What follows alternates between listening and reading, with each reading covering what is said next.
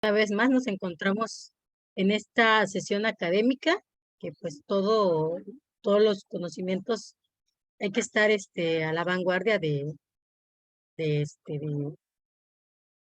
nuestras áreas de unidades hospitalarias, ¿sí? Hoy tenemos el tema de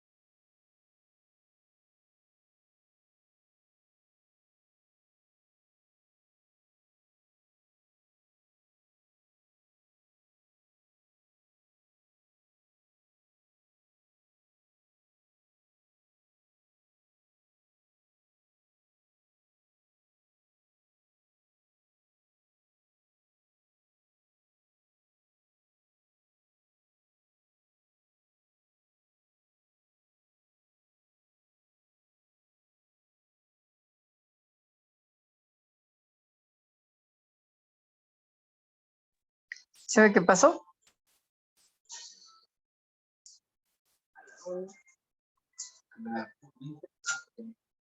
Mamá, buscar teléfono, si no está conectado al teléfono. una disculpa. Vamos a presentar a la siguiente ponente. Ella es enfermera.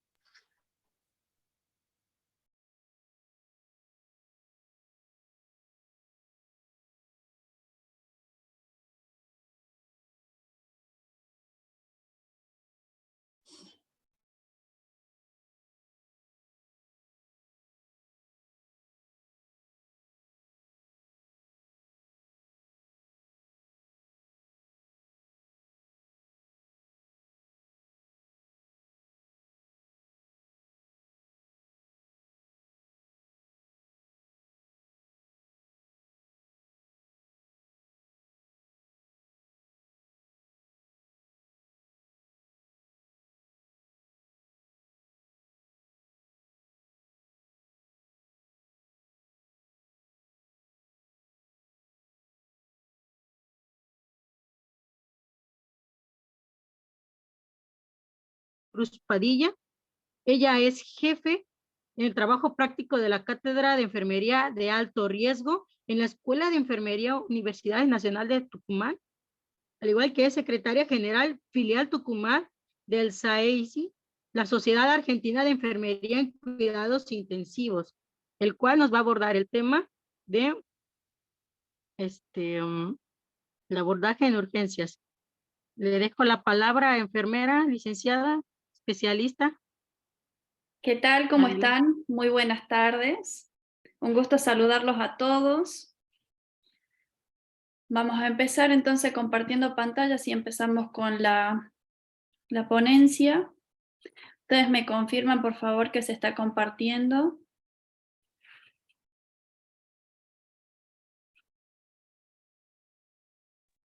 Se ve sin ningún problema, maestra.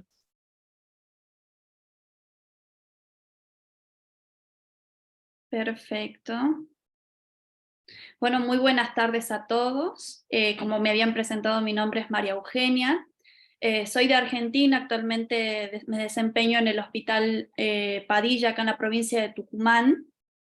La verdad que es muy grato estar acá con ustedes hoy en día. Agradezco muchísimo la invitación y bueno, esperemos estar a la altura. Hablando sobre un tema bastante importante, ¿sí? Que es el abordaje del paciente crítico en las áreas de urgencias. Es un tema bastante común, es el gol estándar dentro de los servicios de urgencias, el paciente crítico, y estar preparado para la atención inicial, para el abordaje de ese paciente como como enfermeros del servicio de urgencia es importantísimo, ¿sí? Vamos a iniciar haciendo una breve introducción, ¿sí? Entendiendo de que el paciente crítico es toda aquella persona que a su llegada a urgencias presenta un riesgo de perder su vida o de sufrir irreversibles e importantes secuelas, ¿sí? Esto va a depender si hay un defecto o un retraso de la atención a este paciente o si no se aplican las medidas necesarias, ¿sí?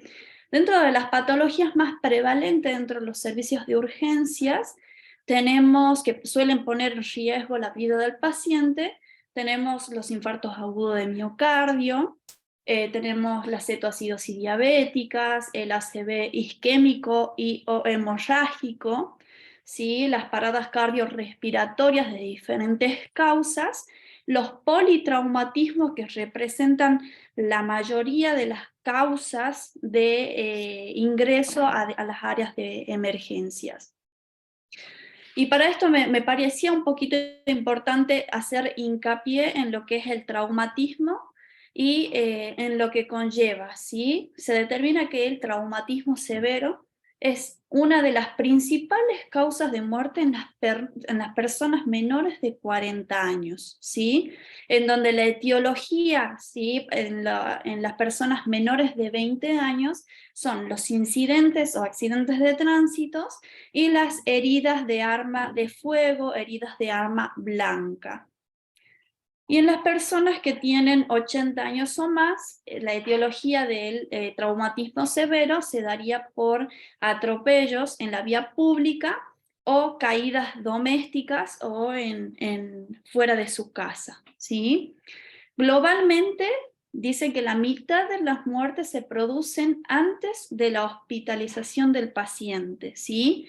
En las cuales, y las restantes dentro del hospital, ocurriendo el 60% de ellas en las primeras 4 horas después del ingreso.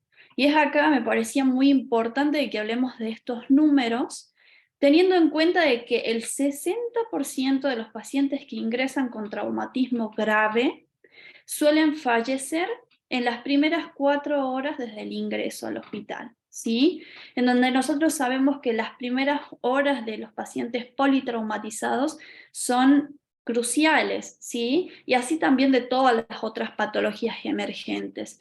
Siempre se recomienda una atención inicial lo más cercana posible al traumatismo en este caso, para instaurar el tratamiento específico y así tratar de disminuir la posibilidad de mortalidad y aumentar la sobrevida de estos pacientes y también disminuir las secuelas, ¿sí? Porque está demostrado también de que los traumatismos severos más los traumas encéfalos craneanos graves a moderados suelen dejar muchas secuelas en los pacientes que conlleva a no poder después reinsertarse en su vida personal, en su vida laboral, ¿sí? Y generalmente suele terminar en la muerte temprana de estos pacientes. Y acá vamos a empezar a hablar bien sobre lo que es el abordaje, ¿sí? Dentro de las áreas críticas, dentro de los servicios de emergencias, para hacer la recepción de estos pacientes es necesario que nosotros como equipo estemos totalmente acomodados, ¿sí? Que tengamos en cuenta las diferentes etapas y que estemos organizados, ¿sí? Teniendo en cuenta de que la patología que la trae a este paciente hacia el servicio de urgencias, ¿sí? A este paciente crítico, generalmente siempre la atención al ser rápida, por ahí si no nos organizamos, determinamos y terminamos haciendo un caos dentro del servicio de emergencias, ¿sí? En lo que terminaría en la no implementación de los cuidados que este paciente necesita de manera temprana, ¿sí? Y ahí sí, de esa manera favorecer aún más a favorecer más a la mortalidad y a la apariencia de secuelas después, ¿sí? Entonces, dentro del abordaje del paciente crítico, nosotros tenemos diferentes etapas en las cuales vamos a ir hablando. Generalmente se describen en la bibliografía 7 etapas, ¿sí? Para la recepción de este tipo de pacientes, en donde vamos a iniciar primeramente con una preparación, ¿sí?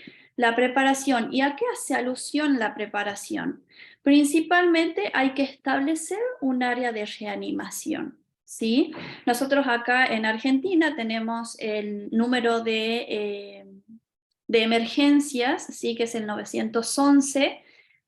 Una vez que se llama al servicio de emergencias y el servicio de emergencia extrahospitalario acude a la atención inicial de ese paciente, generalmente siempre nos hacen una llamada para nosotros que estamos dentro del hospital, dándonos características específicas que a nosotros nos permiten llevar esta preparación más con todas las cosas que se necesita para ese tipo de pacientes, ¿sí? Por ejemplo, nos describen un paciente masculino de tantos años de edad que sufre incidente de tránsito, por ejemplo, moto-camión.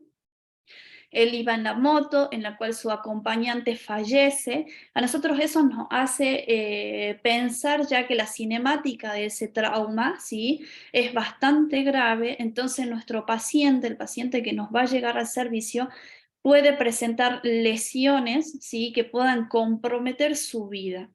Entonces, nosotros de acuerdo a eso vamos a establecer un área de reanimación, ¿sí? Un área de reanimación generalmente suele estar constituida primeramente por una cama, generalmente se recomiendan las camas articuladas para la movilización de los pacientes, ¿sí? También solemos tener monitores multiparamétricos, donde debemos contar y debemos determinar de que cuenta con todos los cables pacientes, para obviamente realizar una correcta monitorización en el paciente que nos va a llegar. Tenemos que siempre tener varios parantes para suero, ¿sí? Varios portasueros, determinando de que varias es la medicación que se va a administrar en este paciente, y por ahí podemos necesitar más de 2, más de 3 parantes de sueros.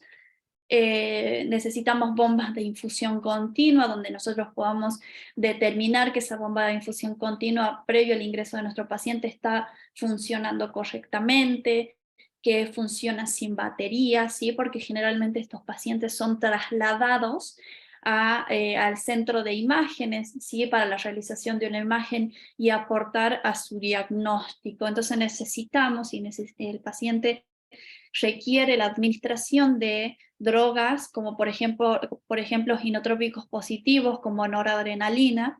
Sabemos que tiene que ir infundiendo en bomba y necesitamos que esa bomba retenga carga, ¿sí? Debemos tener y corroborar que el área de gases esté correctamente, donde tengamos los manómetros y flumíter necesarios para la administración de oxígeno en este paciente, ¿sí? Acompañado de la correcta colocación de un ventilador mecánico, que tenga todos los elementos necesarios en el caso de nuestro paciente requerir una intubación orotraqueal. Y por último necesitamos el carro, ¿sí? El carro de paro o el set de vía aérea, ¿sí? El carro de paro que esté completo con todas las drogas, medicación necesaria en el caso de una parada cardiorrespiratoria. El kit de vía aérea que esté completo en el caso de necesidad de tutorizar esa vía aérea, que tengamos la cantidad de tubo que necesitamos, el laringoscopio que esté funcionando, y así sucesivamente con todas las cosas pertenecientes a este kit. Una vez que nosotros ya tenemos en cuenta que establecimos un área de reanimación donde todos los elementos necesarios para la recepción de este paciente están presentes, están funcionando, vamos a verificar otra vez de que todo esté correctamente funcionando. Y aquí hacíamos alusión un poco a lo que hablaba anteriormente, como por ejemplo el laringoscopio, ¿sí? Que tenga todas sus ramas necesarias, ¿sí? Generalmente sabemos que el paciente pediátrico se suele utilizar los laringoscopios con ramas rectas por recomendación, por la anatomía de los niños. En el caso de los adultos solemos utilizar la rama curva. Es necesario tener las medidas necesarias para nuestro paciente dependiendo de la estatura y masa corporal, ¿sí? Tenemos que tener en cuenta También la preparación de nuestra unidad bolsa válvula máscara, ¿sí? De que esté correctamente funcionando, donde la máscara esté indemne, no esté rota, en donde tengamos una bolsa que se insufle bien ante la colocación con oxígeno, ¿sí? Donde podamos corroborar que no está perdiendo oxígeno. Debemos contar con los filtros antivirales y antibacterianos, con la cantidad de tubos necesarios, dependiendo de la anatomía del paciente. Va a ser la numeración de tubo que se va a utilizar en el caso de necesitar tutorizar esa vía aérea. Necesitamos contar con circuitos de aspiración cerrado, que estos circuitos de aspiración cerrados, por lo menos acá en Argentina, se pusieron muy de moda a partir de la pandemia. Antes solíamos hacer la aspiración con circuito abierto, pero actualmente se suele colocar a todo paciente ventilado circuito de aspiración cerrado. Y controlar siempre que la aspiración funcione, ¿sí? La aspiración central generalmente siempre es una de las cosas que más presenta fallas en el momento de la atención de un paciente. Por ahí, qué sé yo, llegamos a la guardia, realizamos la recepción de la guardia, nos fijamos que están funcionando correctamente, pero por una u otra razón siempre las aspiraciones suelen fallar en la atención del paciente. Entonces, corroborar que el funcionamiento de la misma sea correcto, de que el manómetro nos esté dando la presión correcta de aspiración para que no sea demasiada, y de esa manera también solemos lastimar la vía aérea del paciente. Entonces, teniendo en cuenta todo este tipo de recaudos, vamos a verificar de que todo lo que nosotros podamos necesitar para la recepción de nuestro paciente crítico esté funcionando, ¿sí? También en la preparación vamos a tener en cuenta las soluciones cristaloides calentadas, ¿sí? Dependiendo del tipo de paciente crítico que tengamos, de la patología que los lleve a la internación, va a ser la solución cristaloide recomendada para la reanimación. Como por ejemplo, a grosso modo, en el caso de un paciente con shock hipovolémico hemorrágico, se suele recomendar la reanimación con solución Ringer lactato, ¿sí? Y en el caso, por ejemplo, de traumas encéfalos craneanos, la solución recomendada es la solución salina al 0.9%, ¿sí? Y se recomienda calentadas, ¿sí? ¿Calentadas a cuánto? A 39 grados centígrados, ¿sí? 39 grados centígrados, ¿y por qué lo determinan de esta manera? Se considera que nosotros, teniendo los cristaloides calentados a esta temperatura, a la infusión del paciente a la vía periférica que nuestro paciente tenga colocada, la temperatura que va a llegar va a ser 37, 36,5, porque se considera que en el trayecto del frasco, ¿sí?, hasta la venoclisis de nuestro paciente, va a haber una pérdida de 2,5 grados, ¿sí? La intención siempre es mantener una temperatura corporal normal en nuestro paciente. Ya sabemos que la hipotermia provoca y acelera mucho la fisiología del trauma, llevándolos a coagulopatías intravascular diseminadas, llevándolos a acidosis metabólicas, ¿sí?, que suele ser el círculo vicioso de lo que es el trauma, y eso obviamente aumentar su mortalidad, ¿sí? Entonces está recomendado las soluciones cristaloides calentadas a 39 grados centígrados. Y también hace alusión en la preparación a las respuestas rápidas de laboratorios y a imágenes, ¿sí? En cuanto a esto, nosotros como equipos del servicio de emergencia sabemos que vamos a tener la llegada de un paciente, hacemos el aviso, ¿sí?, al centro de imágenes, a los bioquímicos, para que ellos estén alertas ante la llegada de nuestro paciente en el caso de requerir estudios imagenológicos o laboratorios sanguíneos lo más rápido posible, ¿sí? Entonces, hablar, ¿sí?, siempre en conjunto, para que todos podamos darle a este paciente la atención lo más rápido posible para poder instaurar de acuerdo al diagnóstico un tratamiento oportuno. Y también no olvidarnos de la protección de nosotros como equipo, ¿sí?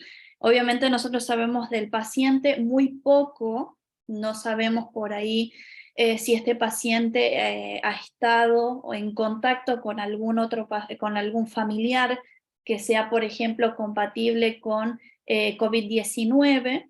Entonces, siempre la protección del personal, la protección nuestra para la atención de ese paciente es fundamental, ¿sí? No tan solo pensando en COVID-19, sino también en enfermedades biológicas de transmisión, que siempre como equipos debemos estar protegidos, ¿sí? Tener en cuenta siempre el uso de las antiparras para evitar de que cualquier fluido pueda estar en contacto con nuestros ojos, el uso de barbijo, que ya quedó ahora actualmente, pero el uso de barbijo también es necesario, y dependiendo por ahí de un poco que sepamos del paciente, determinar la utilización del barbijo correcto.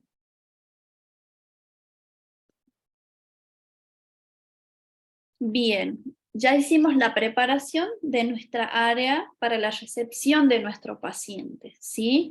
Y vamos a tener en cuenta la segunda etapa, que es el triage, ¿sí? ¿De qué se trata el triage? El triage, hay diferentes clasificaciones, diferentes definiciones, de las cuales la que más me gusta es de la Sociedad Argentina de Emergencias, publicada en la segunda edición de su libro en el año 2018, donde dice que el triage es el procedimiento o es el proceso de clasificación de pacientes por un centro coordinador de urgencias o emergencias o un equipo de la atención prehospitalaria a partir de la valoración protocolizada de su grado de urgencia, de forma que se establezcan los tiempos de espera razonables para ser atendidos y tratados por el equipo médico.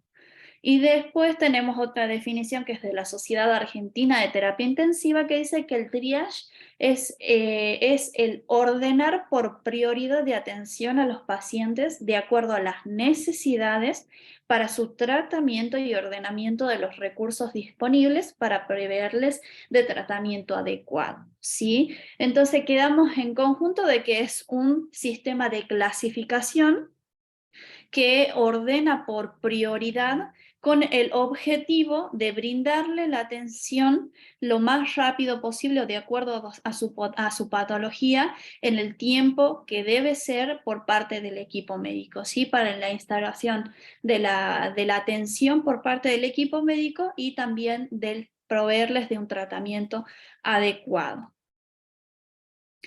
Dentro de lo que es el sistema de triage, tenemos diferentes escalas, ¿sí?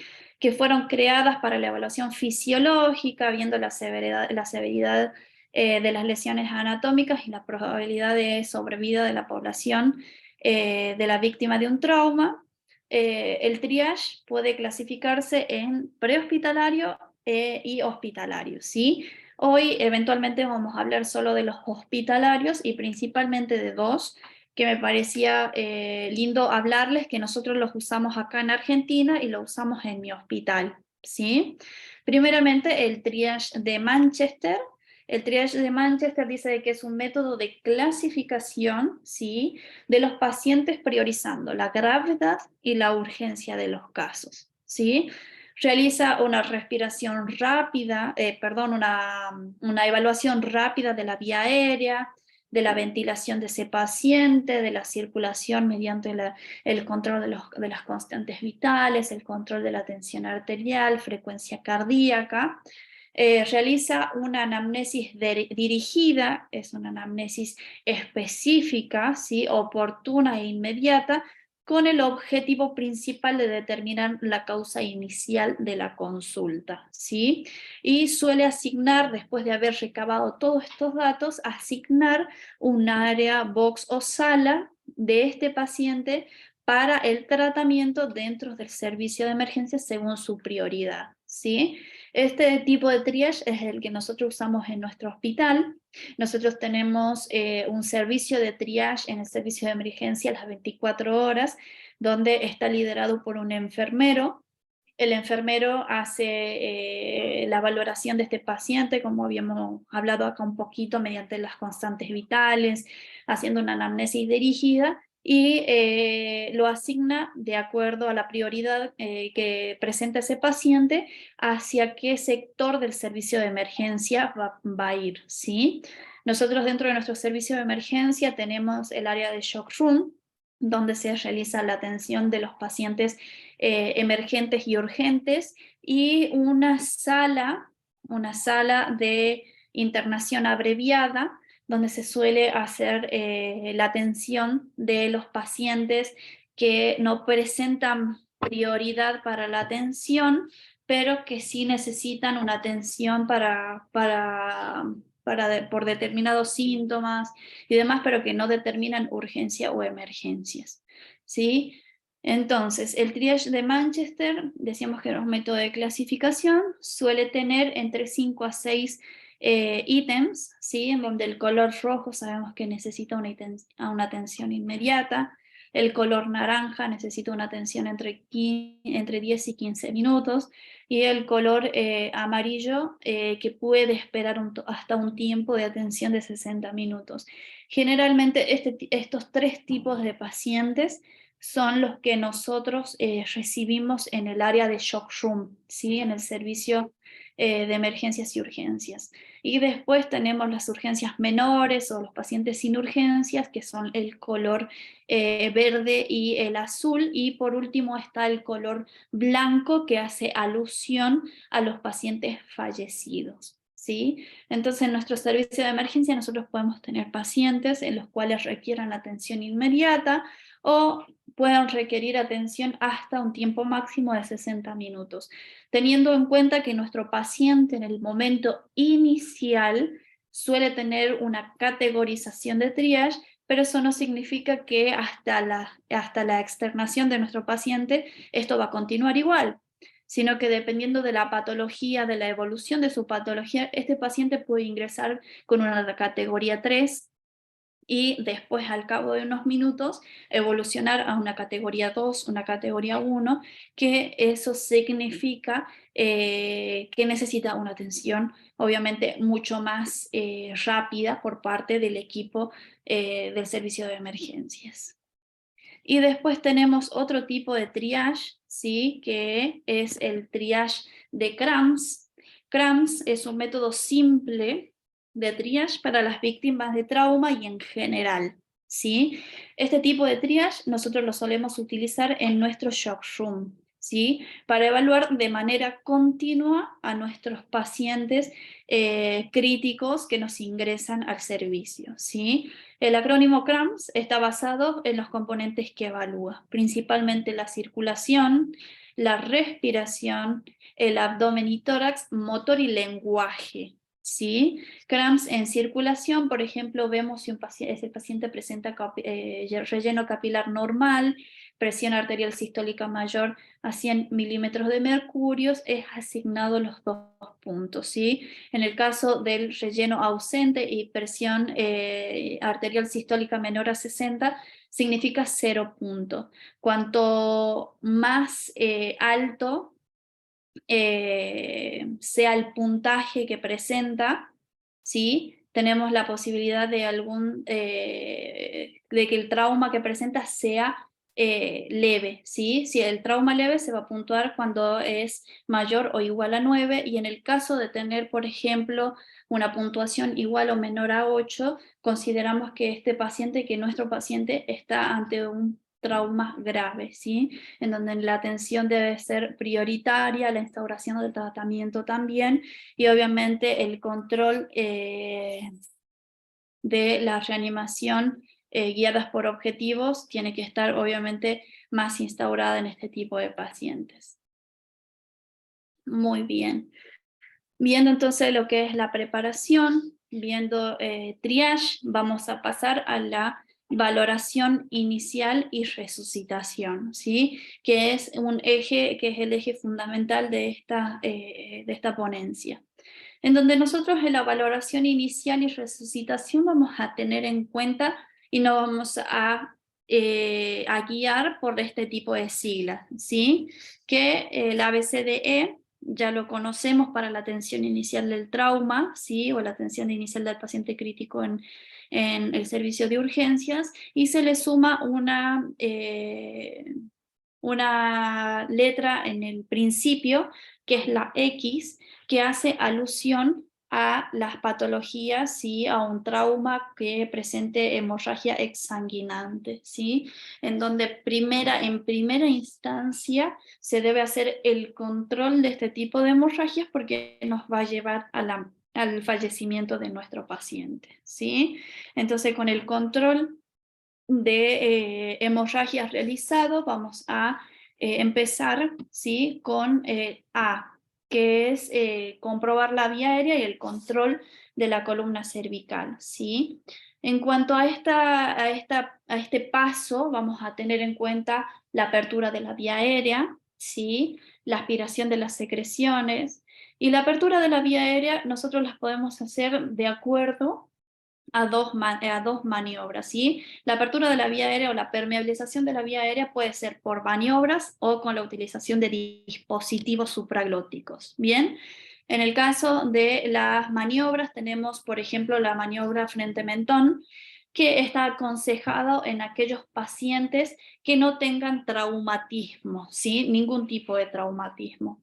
Y en el caso de los pacientes con trauma, porque nosotros consideramos que los pacientes tienen lesión cervical hasta que se demuestre lo contrario, solemos utilizar la maniobra triple modificada, ¿sí? Siempre teniendo en cuenta el cuidado de la columna cervical para no exacerbar aún más algún tipo de lesión que pueda tener nuestro paciente. Y el uso del collarín cervical, ¿sí? El collarín de Filadelfia, para ese control cervical hasta demostrar que el paciente no presenta una lesión en tal lugar, ¿sí? Que pueden ser lesiones incompatibles con la vida o que dejen muchísimas secuelas.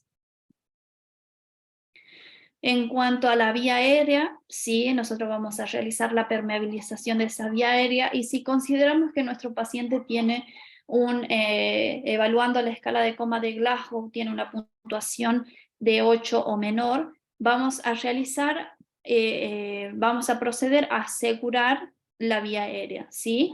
Principalmente vamos a realizar, asegurando nuestra vía aérea, la permeabilización de nuestra vía aérea, como les decía, con maniobras y con el uso de dispositivos supraglóticos, como por ejemplo la cánula de Gödel y el dispositivo unidad bolsa válvula máscara, ¿sí? Que primeramente vamos a realizar la permeabilización de la vía aérea, preoxigenación y demás, y vamos a terminar en la tutorización definitiva de esa vía aérea en primera instancia, ya sea por intubación orotraqueal o por traqueostomía de emergencia, ¿sí? Dependiendo de la necesidad y de la vía aérea y de las condiciones de la vía aérea de nuestros pacientes. Vamos a ver en B, que hace alusión a la ventilación. Nosotros vamos a evaluar la frecuencia respiratoria de nuestro paciente, qué tipo de patrón respiratorio presenta. Vamos a hacer una inspección del tórax, ¿sí? Para determinar si no hay uso de músculos accesorios que nos determinen o nos induyan en primera instancia de que estamos presentes a algún trauma de tórax en nuestro paciente que pueda comprometer la vida de tal.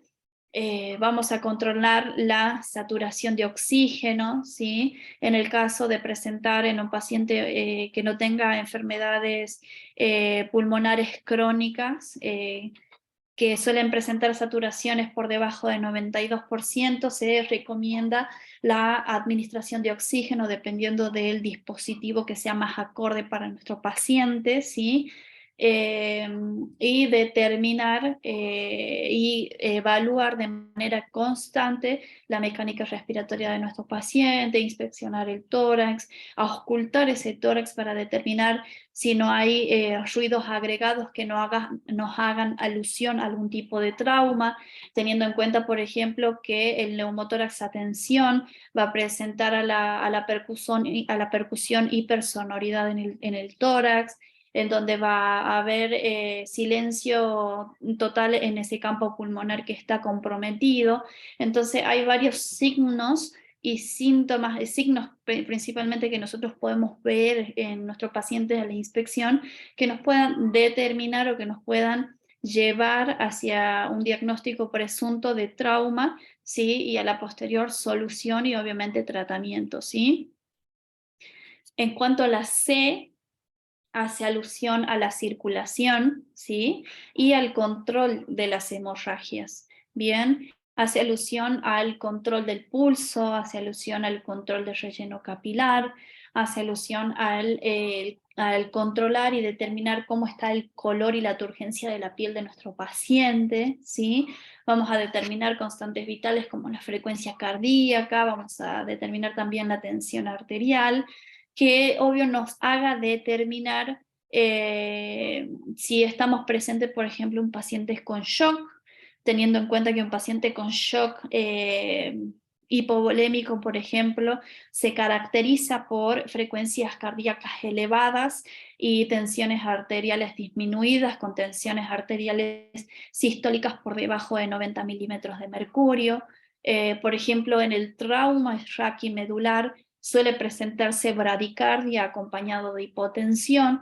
Entonces nosotros también, de acuerdo a los parámetros vitales que vaya a presentar nuestro paciente, podemos ir aludiendo o insinuando qué tipo de trauma, qué tipo de patología puede tener nuestro paciente, ¿sí? El shock cardiogénico, ¿sí? Sabemos que se caracteriza dependiendo, en primera instancia puede ser por hipertensión y taquicardia, ¿sí?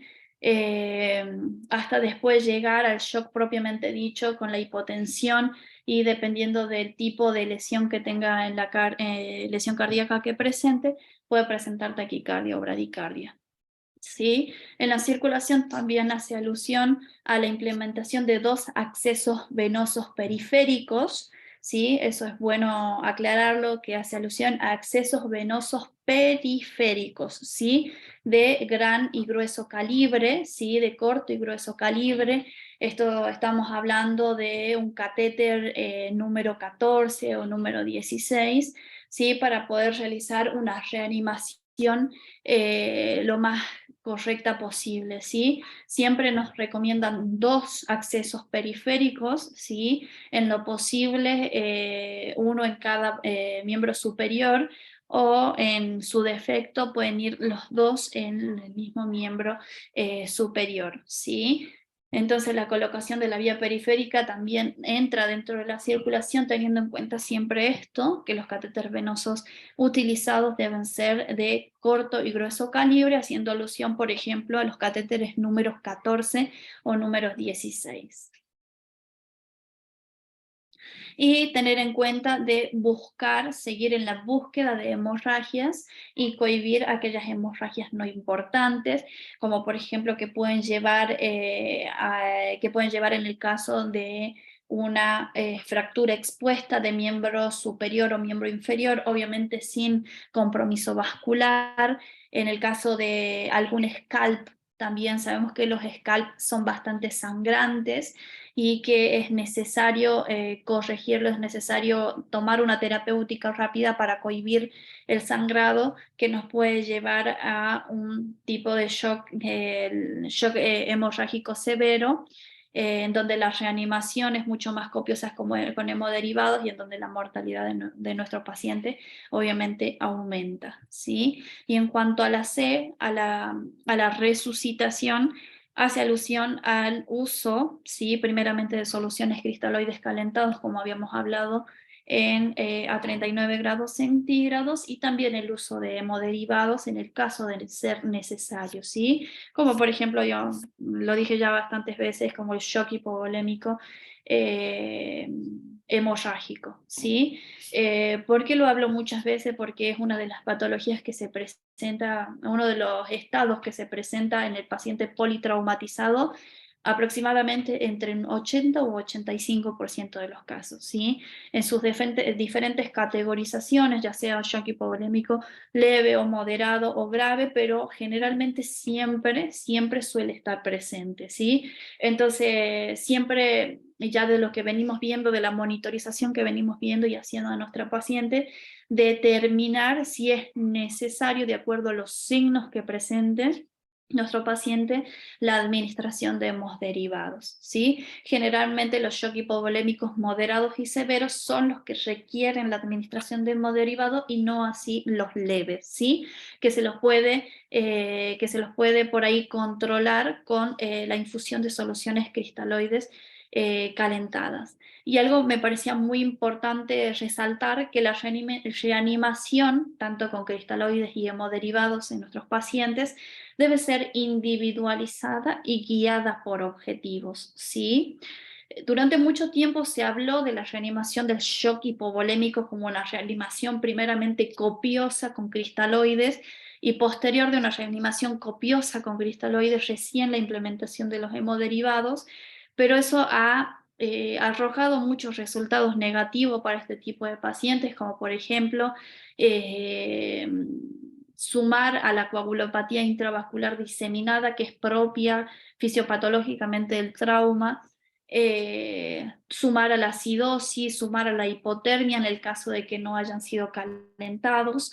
Entonces hay varios puntos negativos en los cuales se ha determinado que la reanimación individualizada y guiada por objetivo es lo mejor para nuestro paciente, como por ejemplo en el shock hipovolémico se determina que una reanimación con 10 mililitros kilo hora de cristaloide en la primera hora es suficiente, ¿sí? Anteriormente se solía reanimar con 3.000 mililitros de solución cristaloide. Actualmente, de acuerdo al peso del paciente, va a ser la dosis que vamos a administrar.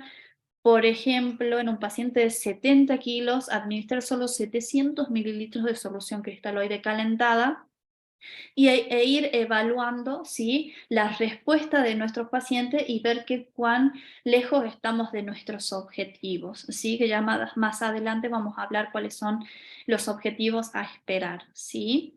Entonces me parece importante porque, por ejemplo, en el paciente con shock séptico, la reanimación suele ser un poco más copiosa y que está recomendado, por ejemplo, 30 mililitros kilo hora de cristaloides. Se va evaluando respuesta y se puede repetir en la segunda hora la misma cantidad de cristaloides. O sea que dependiendo, ¿sí?, del diagnóstico presuntivo, del diagnóstico inicial que nosotros tengamos de nuestro paciente, va a ser la reanimación que se va a escoger, ¿sí? Siempre recordar eso, la reanimación individualizada y guiada por objetivos.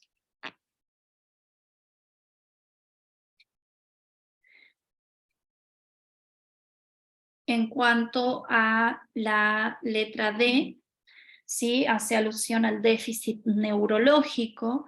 Primeramente nosotros el déficit neurológico, ¿sí?, o el nivel de conciencia lo vamos a determinar por la escala de coma de Glasgow, ¿sí?, que es algo, es universal.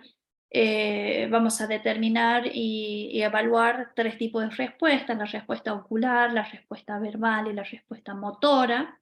Sí, vamos a tener en cuenta la exploración de las pupilas de nuestro paciente, que obviamente son determinaciones que a nosotros nos pueden guiar hacia un diagnóstico inicial, y obviamente la intención de tener un diagnóstico inicial es determinar un tratamiento adecuado para nuestro paciente, ¿sí?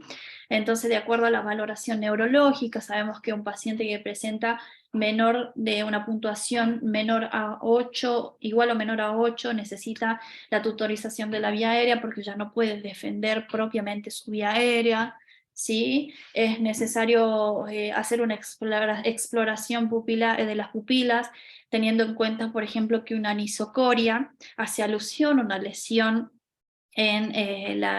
lesión cerebral que puede ser, por ejemplo, asociado a trauma como un hematoma extradural, un hematoma subdural, ¿sí? En el caso de presentar midriasis, podemos hacer alusión que tenemos compromiso de tronco, primeramente la primera porción de tronco. Entonces, hay muchas cosas que a nosotros nos pueden llevar a diagnósticos presuntos en primera instancia y obviamente ir instalando el tratamiento y la terapéutica necesaria. Y en cuanto a la E, hace alusión a la exposición de las zonas afectadas, pero también hace alusión al cubrir y prevenir la hipotermia, ¿sí? Sabemos de que la hipotermia es uno de los estados que más cosas negativas suma a nuestros pacientes, ¿sí? Entonces la exposición de las zonas afectadas siempre para hacer una evaluación rápida, ¿sí? Una evaluación que no nos lleve más de 30 a 45 segundos, cefalocaudal, buscando lesiones que puedan comprometer la vida del paciente, ¿sí? En el caso del paciente con trauma, por ejemplo, presentar signos de sangrado abdominal como hematomas, ¿sí? Que nos hagan alusión a este tipo a un trauma cerrado de abdomen. Sabemos de que ese tipo de trauma suele solucionarse con el ingreso prematuro de nuestro paciente a quirófano para la parotomía exploratoria. Es importante, ¿sí? Entonces la exposición de las zonas afectadas hace alusión a eso, hacer una exploración física rápida, ¿sí? Como le digo, no más de 30 a 45 segundos, para determinar lesiones que puedan llevar a la muerte de nuestro paciente, ¿sí? Y una vez de haber realizado la exploración física de nuestro paciente, vamos a cubrir y prevenir la hipotermia, ¿sí? En el caso del invierno, por ahí acá es bastante frío, ¿sí? Y sumado, por ejemplo, un día de lluvia, un trauma, que justo ese día tengamos 5 grados centígrados acompañado de lluvia, es un paciente que nos va a llegar hipotérmico al servicio de emergencia y utilizar las soluciones cristalloides calentadas para tratar de revertir ese cuadro de hipotermia, en la utilización de las mantas térmicas, ¿sí? La utilización de paños calientes también, podemos utilizarlos como terapéuticas para tratar de revertir la hipotermia y evitarla, sabiendo lo que conlleva la hipotermia en este tipo de pacientes.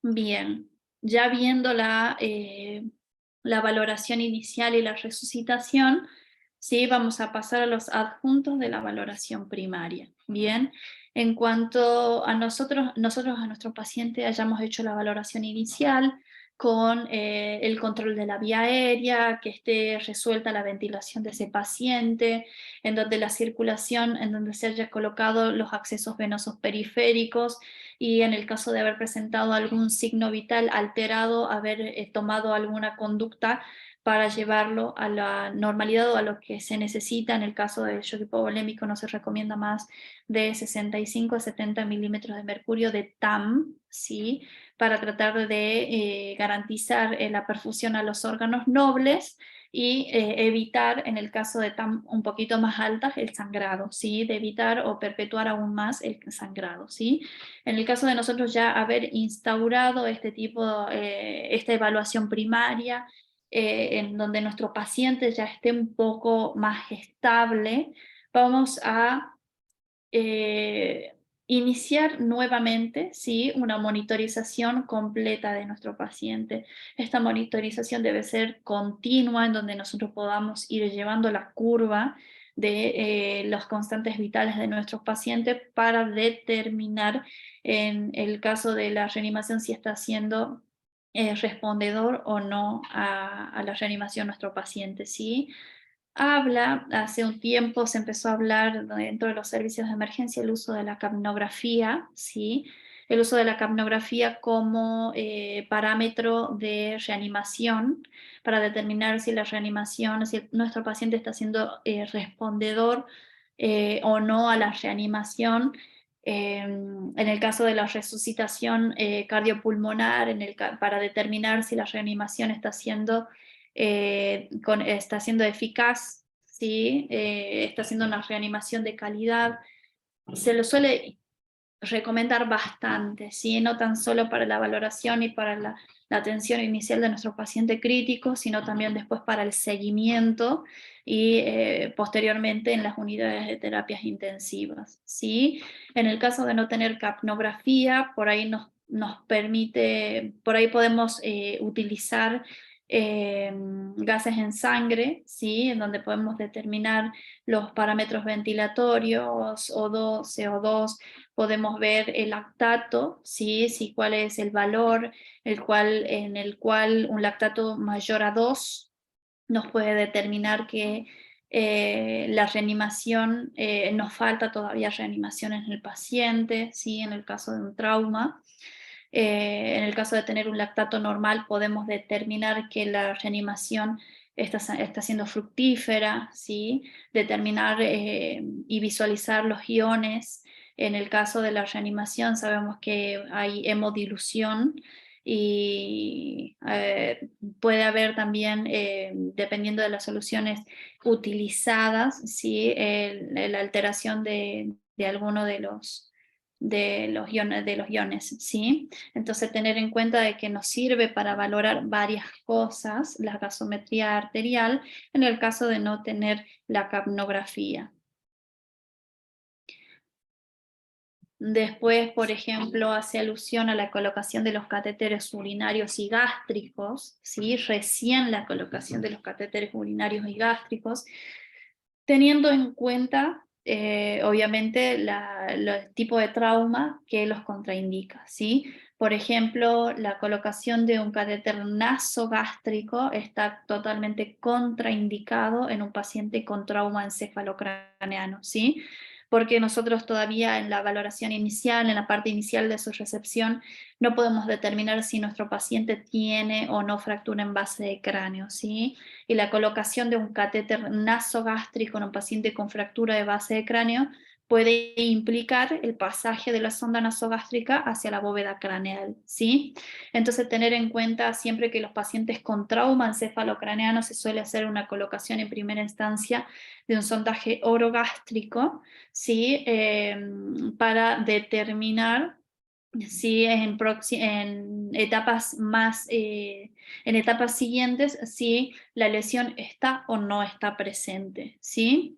Entonces solemos utilizar, ya sabemos, en los pacientes con trauma encefalocraneano las sondas orogástricas. Y en cuanto a los catéteres urinarios, tenemos que tener en cuenta al examen, a esa valoración inicial, esa exploración cefalocaudal rápida, determinar que nuestro paciente no tenga fractura o algún compromiso en la pelvis, ¿sí? Que pueda tener, aparte de un compromiso óseo, algún compromiso de los órganos intrapélvicos, ¿sí? Entonces tener en cuenta primeramente si el paciente tiene algún signo de trauma de pelvis, ¿sí? Por ahí esperar a la colocación del catéter urinario hasta descartar o confirmar la lesión, ¿sí? En el caso de confirmar la lesión, los enfermeros especialistas en urología son los indicados para la colocación de este tipo de catéter en este tipo de pacientes, ¿sí? Que tengan por ahí un compromiso en la pelvis, ¿sí? Entonces, primeramente, bueno, vamos a tener en cuenta la colocación de los catéteres con esos tips que les he estado pasando, y después también la realización de exámenes complementarios, ¿bien? Para determinar el trauma, el tipo de lesión que puede presentar nuestro paciente, ¿sí?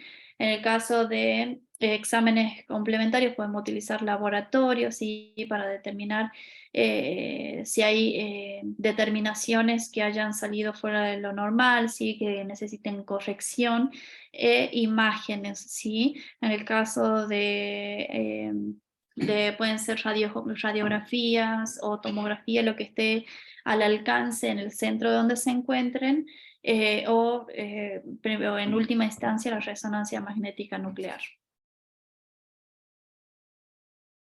Bien. Valorando los adjuntos de la valoración primaria, vamos a iniciar lo que es la evaluación secundaria, ¿sí? Ya cuando no tenemos a nuestro paciente muy estable, mucho más estable, donde ya se realizaron los estudios y tenemos un diagnóstico en nuestro paciente, es necesario ahondar un poco más en la historia clínica y en lo previo a la patología que lo lleva a la internación en el servicio de emergencia de nuestro paciente, ¿sí? Como por ejemplo determinar, tenemos dos siglas que podemos utilizar, simple o amplia, ¿sí? La que más me gusta a mí es simple, en la que podemos determinar, por ejemplo, signos y síntomas extras que haya presentado o que sumen al cuadro clínico de nuestro paciente, ¿sí?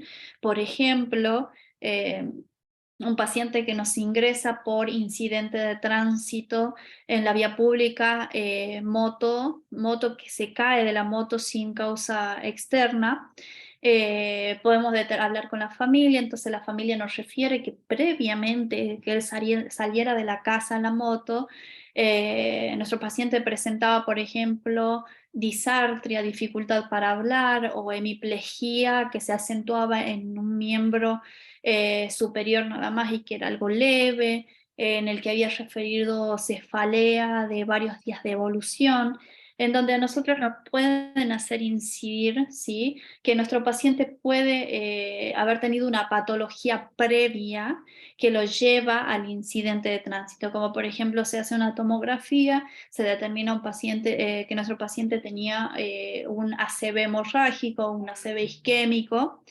un ACV hemorrágico, un ACV isquémico, ¿sí?, y que fue el producto de tal incidente de tránsito, ¿sí? Entonces que a nosotros nos suman a la historia clínica, a recabar esos datos de nuestros pacientes, ¿sí? Determinar los antecedentes que haya tenido de importancia, que tenga de importancia nuestro paciente, la medicación, ¿sí?, que que toma periódicamente debido a los antecedentes que tiene, si tiene algunas patologías crónicas, ¿sí?, degenerativas, cuál ha sido la última comida, ¿sí?, qué pasó antes del accidente para determinar, ¿sí?, y sumar aún más a la atención de nuestro paciente, ¿sí? Y a donde vamos a realizar, después de tener todos los estudios de imágenes, ¿sí?, tener los laboratorios, vamos a realizar una valoración cefalocaudal de nuestro paciente, donde va a ser mucho más minuciosa, mucho más detenida, ¿sí?, buscando lesiones que nos hayan pasado desapercibidas en la primera evaluación, ¿sí?, para solucionarlas, ¿sí?, para tratar de implementar la terapéutica necesaria para tal patología. Una vez de haber terminado la evaluación secundaria, pasamos a la reevaluación y al monitoreo continuo, ¿sí? En cuanto a la reevaluación, sabemos que va a ser continua, ¿sí?, va a ser constante en las primeras horas de ocurrido el trauma o la patología que lo lleve a nuestro paciente al servicio de emergencias, donde se van a determinar los signos de alarma, ¿sí?, como por ejemplo, se van a determinar signos de alarmas, determinantes como por ejemplo en el trauma, la coagulopatía intravascular diseminada, puede llevar al paciente a iniciar con hematuria, ¿sí?, hematuria franca que no está asociada a trauma directo, al sangrado por las fosas nasales, ¿sí?, al sangrado por boca. Es necesario tener en cuenta, ¿sí?, y reevaluar a nuestro paciente, porque nuestro paciente es totalmente dinámico, ¿bien? Y más teniendo en cuenta las primeras horas, ¿sí? Es totalmente dinámico, puede estar en un momento estable, pero en otro momento inestabilizarse, ¿sí?, con el requerimiento de mucho más inotrópico o con el requerimiento de asociación de inotrópicos también. Es necesario la reevaluación constante para determinar si la terapéutica también está siendo eficaz y eficiente, ¿sí? Hay que tener en cuenta también en nuestros pacientes el control, la evaluación primeramente, la valoración y el control del dolor, ¿sí? Está demostrado que el dolor sí tiene varias manifestaciones fisiopatológicas en el paciente que nos puede llevar, ¿sí? A una respuesta negativa a nuestra reanimación, ¿sí? Entonces tener en cuenta la valoración del dolor de acuerdo a nuestro paciente que tengamos. Por ejemplo, en los pacientes conscientes podemos utilizar la escala de EVA. En los pacientes ventilados, ¿sí? Con pseudoanalgesia se puede utilizar la escala de CIPOT, entre otras, que nos puedan determinar a nosotros de que nuestro paciente tiene o no tiene dolor. ¿Sí? En el caso del paciente consciente, cuál es la intensidad del dolor, ¿sí? Para poder tomar conducta sobre esto, ¿sí? Para aliviar ese dolor intenso que es importante en nuestro paciente politraumatizado o traumatizado, ¿sí? Y también tener en cuenta que es indispensable el monitoreo continuo de las constantes vitales y del ritmo diurético, ¿sí? Y aquí hablábamos un poquito de la reanimación guiada por objetivos, ¿sí? En donde la reanimación guiada por objetivos, y bueno, vamos reanimando, ¿y cuáles son los objetivos a tener en cuenta? Principalmente estos 4, ¿sí? La tensión arterial media, la saturación de oxígeno, el ritmo diurético y la saturación venosa central, ¿sí? Nosotros solemos utilizarlos como métodos, como objetivos de reanimación, en los cuales nuestro objetivo en un paciente que no presenta neurotrauma o patología neurológica, la TAM iría entre 65 y 70 milímetros de mercurio, ¿sí? O sea, si tenemos un paciente sin estas patologías neurológicas en los que se deba administrar inotrópicos, sabemos que nuestro objetivo es 65 a 70 milímetros de mercurio de TAM, ni más ni menos, ¿sí? ¿Cuál es nuestro objetivo principal del inotrópico? Es asegurar la perfusión de los órganos nobles, ¿sí? En el caso de los pacientes con neurotrauma o patologías neurológicas agudas, tenemos en cuenta de que dependiendo de la patología va a ser la TAM, pero son generalmente TAM entre 90 y 110, ¿sí?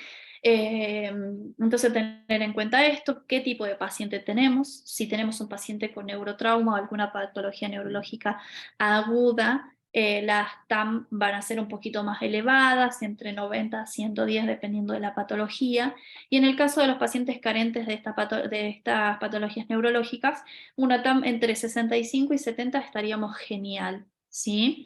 Tenemos en cuenta también la saturación de oxígeno, en donde nuestro objetivo de saturación en nuestro paciente va a ser entre 92 y 95%.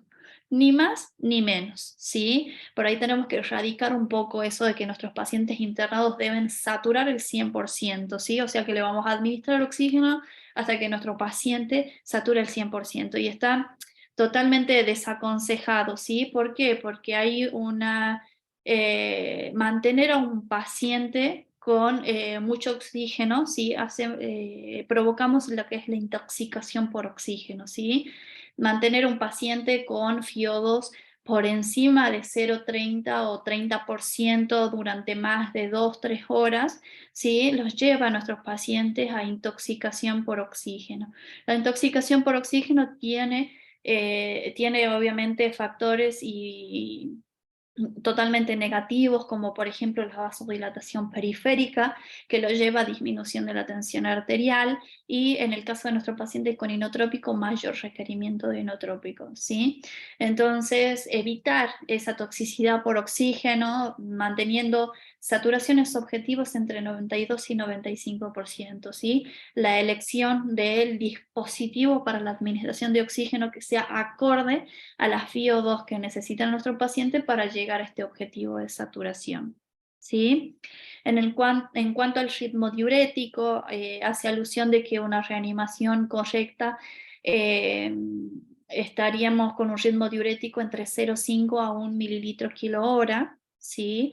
En el caso, por ejemplo, de un paciente entre 70 kilos sería 70 mililitros hora, ¿sí?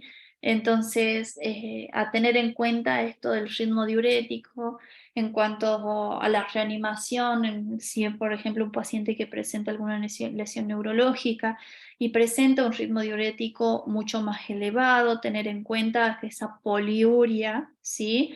Si es adecuada o inadecuada, si es adecuada la reanimación o está siendo efectuada, ¿sí? Por algún tipo de lesión neurológica que tenga el paciente, ¿sí? Una diabetes insípida, un cerebro perdedor de sal, en primera instancia, o dependiendo, por ejemplo, en un paciente neurocrítico, la administración de mannitol, que es un diurético osmótico, vamos a tener un paciente con un ritmo diurético mucho más elevado, ¿sí?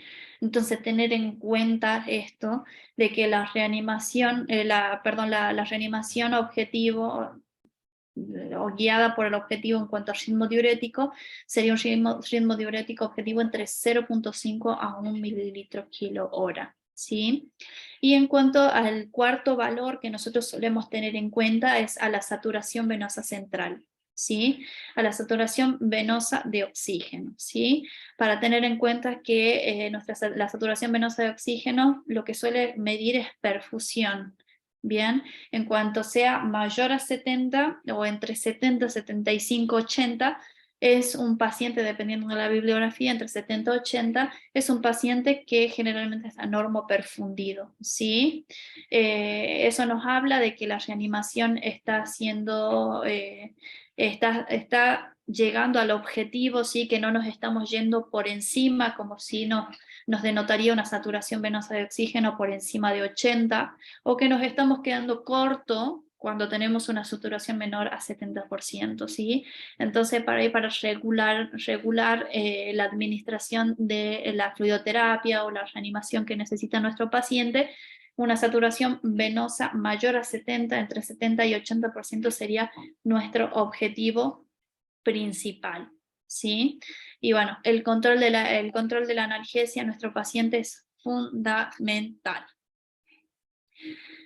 Bueno, ya hemos visto las diferentes etapas y vamos a culminar con lo que es el tratamiento definitivo, ¿sí? El tratamiento definitivo hace alusión a que hay que tener en cuenta las lesiones que suele presentar nuestro paciente, la capacidad de la institución en la que se ha realizado la recepción de nuestro paciente, incluyendo equipo, recurso y personal, ¿sí? ¿Eso a qué nos habla o a qué nos hace alusión? Contarles, por ejemplo, que nuestra institución, el Hospital Ángel Cruz Padilla, es uno de los hospitales referentes del norte del país, de Argentina, ¿sí? En cuanto a la atención de patologías neurológicas, ¿sí? Agudas, neurotrauma, la resolución porque tenemos neurocirugía a las 24 horas y demás. Tenemos el programa de stroke en nuestro hospital, entonces, pero no, por ejemplo, no nos especializamos en la atención de los pacientes quemados o gran quemados, ¿sí?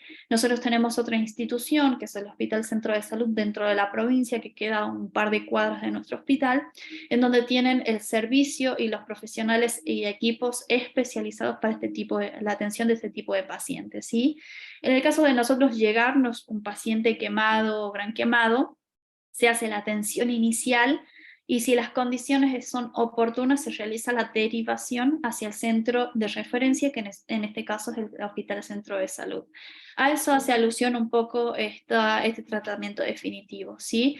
Y también dentro del hospital, que debemos considerar que el paciente emergente, urgente, una vez que se ha resuelto la emergencia y la urgencia, debe pasar hacia una unidad de cuidados intensivos en donde se pueda realizar una atención mucho más individualizada, en donde se pueda realizar una atención mucho más especializada, ¿sí? Mucho más fina, que por ahí en el servicio de emergencia, de acuerdo a la demanda de pacientes, por ahí es un poco complicado, ¿sí? Les cuento, bueno, un poquito del servicio de emergencia de nuestro hospital, es uno de los referentes de la provincia. Solemos recibir en todo lo que es el servicio de emergencia aproximadamente entre 100 y 150 personas por día, de los cuales emergentes y urgentes se consideran un ingreso más o menos de 30 pacientes por día, en donde solemos tener pacientes ventilados, tenemos la capacidad de nuestro shock room para tener solo 10 pacientes ventilados, así que por ahí se nota, se vuelve un poco caos el servicio cuando tenemos tanta demanda y más sumando los fines de semana, ¿sí? Durante la semana solemos estar entre 20, 25 pacientes que nos ingresan a shock room, Y durante los fines de semana obviamente aumenta muchísimo más, se ha solido llegar a tener pacientes y una demanda más o menos de 60 pacientes por día, en donde estábamos totalmente en código negro como servicio de salud y que se solicitó ayuda a los otros servicios, a los otros hospitales circundantes al nuestro para la atención de los pacientes, ¿sí? Así que, bueno, ahí por ahí contarle un poquito de mi hospital y en mi provincia y en mi país, ¿sí? Bueno, agradezco muchísimo por la atención, espero que les haya servido y bueno, estoy abierto totalmente a preguntas. Acá les muestro dónde estamos nosotros. Tucumán es una provincia muy pequeñita dentro de lo que es la Argentina, ¿sí? Es una de las provincias más pobladas a pesar de ser una de las provincias más pequeñas y bueno, le dejo unas postales de los lugares más lindos que tenemos acá en Tucumán, que son Tafí del Valle, el Cadillal. Por las dudas, si algún día llegan a venir, será muy grato recibirlos. Y nada más, muchísimas gracias.